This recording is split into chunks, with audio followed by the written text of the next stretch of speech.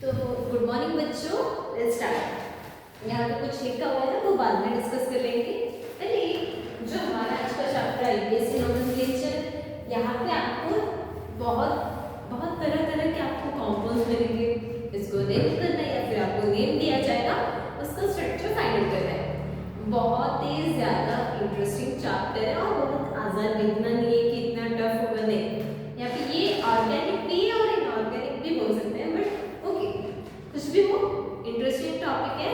Okay तो यहाँ पे इस मतलब यहाँ पे आने से पहले देखो, ऑर्गेनिक कंपाउंड मेनली, अगर एक ऑर्गेनिक कंपाउंड क्या होता है, मेनली जिसमें कार्बन एंड हाइड्रोजन प्रेजेंट हो, जिसे हम कहेंगे organic compound. Like organic compound आप अगर टेक्स्ट बुक में देखा जाए ना, तो यहाँ पे एक साइंटिस्ट थे, उन्होंने बताया कि ऑर्गेनिक कंपाउंड सिर्फ लाइक वाइटल फोर्स से बनता है, नहीं भाई। उसके बाद एक साइंटिस्ट आए तो उन्होंने रॉन्ग प्रूव किया, कि नहीं सिर्फ प्लांट से नहीं बना सकते, लेकिन लैब में भी हम बना सकते हैं। ओके तो इतना याद रखो, अगर कार्बन एंड हाइड्रोजन प्रेजेंट हो तो उसे कार्बन एंड हाइड्रोजन प्रेजेंट होना बहुत ज़्यादा ज़रूरी है। उसके बिना मतलब आप सिर्फ कार्बन हो, फॉर एग्जाम्पल मान लो हमारा CO2, फॉर एग्जाम्पल मान लो हमारा CO2 सिर्फ वो प्रेजेंट हो तो ये ऑर्गेनिक नहीं बनेगा। अगर मान लो H2 तो ये यहाँ पे भी हाइड्रोजन है भाई, लेकिन यहाँ पे दो अलग अलग मॉलिक्यूल्स है तो ये भी नहीं बन सकता है। अगर मान लो यहाँ पे CH4, ये हम पढ़ेंगे, इसका नाम क्या है वो सब हम पढ़ने वाले हैं। मतलब मान लो यहाँ पे CH4 है जो हमारा मीथेन है। ओके जो हमारा मीथेन है, अब यहाँ पे कार्बन भी है और इसके साथ कौन है, हाइड्रोजन। या फिर ये भी हो सकता है क्या, CH3Cl, ये भी बन सकता है क्या, ऑब्वियसली भाई ये भी बन सकता है, क्योंकि कार्बन एंड हाइड्रोजन प्रेजेंट होना जरूरी है। उसके बाद कोई अलग अलग एलिमेंट्स आए तो भी यहाँ पे ऑर्गेनिक तो बनेगा, क्योंकि कार्बन एंड हाइड्रोजन प्रेजेंट है इसमें। ओके ये समझ में आया, इसमें कुछ डाउट है नहीं? ओके तो यहाँ पे एक तो आप लोगों ने 10th का पता ही होगा, रिविजन तो आपने किया ही होगा, एक बार वो देख लेना।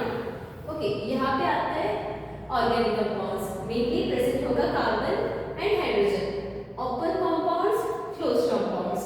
अब ओपन कंपाउंड्स क्या होता है भाई, एग्जांपल्स देती हूँ,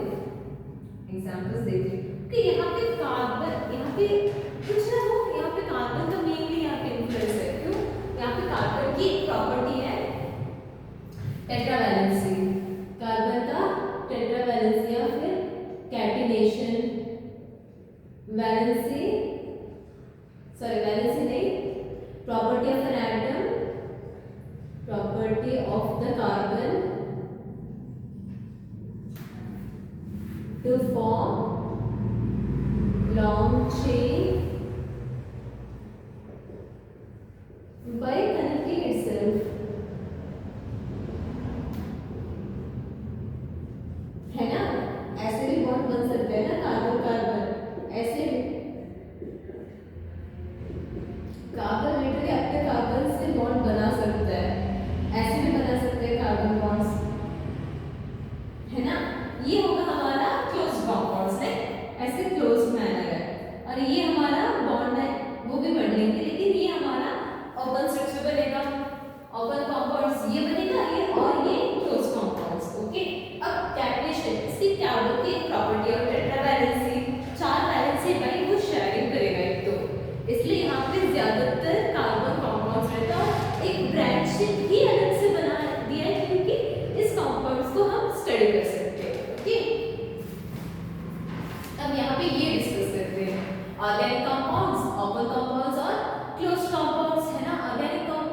ओपन कंपाउंड में कौन है हमारा, सैचुरेटेड और अनसैचुरेटेड। अब सैचुरेट क्या होगा बच्चों, अगर वहां पे सिंगल बॉन्डेड हो, for example CH3 CH2 CH3 CH3 CH2 CH3, ये सिंगल बॉन्डेड है। अब यहाँ पे इसको हम बोलेंगे अल्कीन्स, को हम पढ़ेंगे, जनरल फॉर्मूला वगैरह वो हम देख लेंगे। उसके बाद आता है हमारा अल्कीन्स। अल्कीन्स में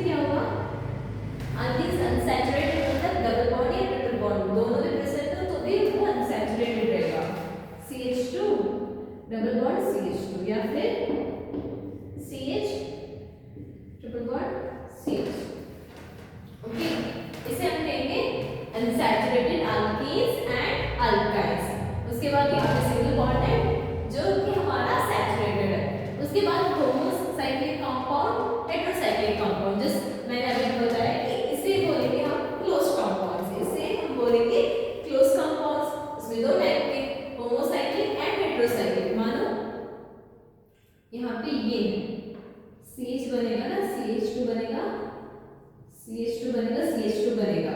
अगर इस कार्बन जो है, मानो यहाँ पे Cl आ गया, जिस मानो क्लोरीन आ गया, ओके, तो ये बन जाएगा हेटेरोसाइक्लिक कंपाउंड्स। अगर सिर्फ कार्बन एंड हाइड्रोजन प्रेजेंट है तो वो बन जाएगा होमोसाइक्लिक। अरे भाई होमो है तो सिमिलर टाइप के होंगे ना, अगर कुछ और आए हेटेरोसाइक्लिक में ये भी आ सकता है ना, फिनॉल, ये हेटेरोसाइक्लिक बन गया है ना। यहाँ पे हाइड्रोजन है लेकिन ऑक्सीजन एक अलग सा आ गया, ऑक्सीजन, क्लोरीन, क्लोरीन वैसा आ गया, तो वो हो जाएगा हेटेरोसाइक्लिक। और यहाँ पे अगर नहीं है तो होमोसाइक्लिक। इतना तो समझ में आ गया ना लोगों को। ओके, इसके बाद देखेंगे हम लोग स्ट्रक्चर फॉर्मूला, लाइक कैसे हम स्ट्रक्चर कर सकते हैं। स्ट्रक्चर फॉर्मूला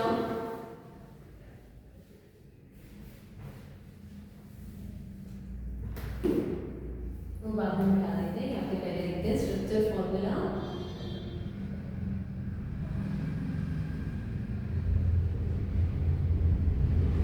एक तो हमारा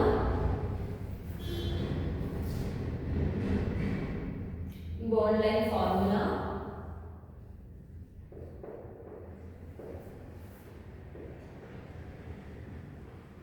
लाइक वो बनेगा ऐसा, आपने देखा ही तो है, ये होगा हमारा बॉन्ड फॉर्मूला।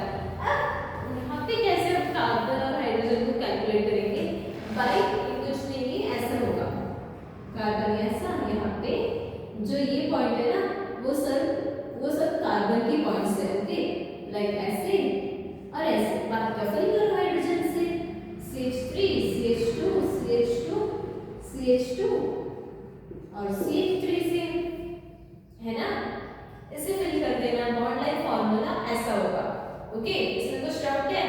जस्ट आपको सिंपल सा बता देते हैं, क्योंकि बहुत थोड़ा बड़ा चैप्टर है तो हमें बात सब कवर करना है, बहुत ज़्यादा क्वेश्चंस भी हमें यहाँ पे सॉल्व करना है, ओके, बहुत ज़्यादा क्वेश्चंस भी हमें यहाँ पे सॉल्व करना है, तो यहाँ पे जल्दी करेंगे, ओके। बॉन्ड लाइन फॉर्मूला तो आ गया ना, यहाँ पे लिखना है क्या आप लोगों को, यहाँ पे जिगजैग से होगा, है ना,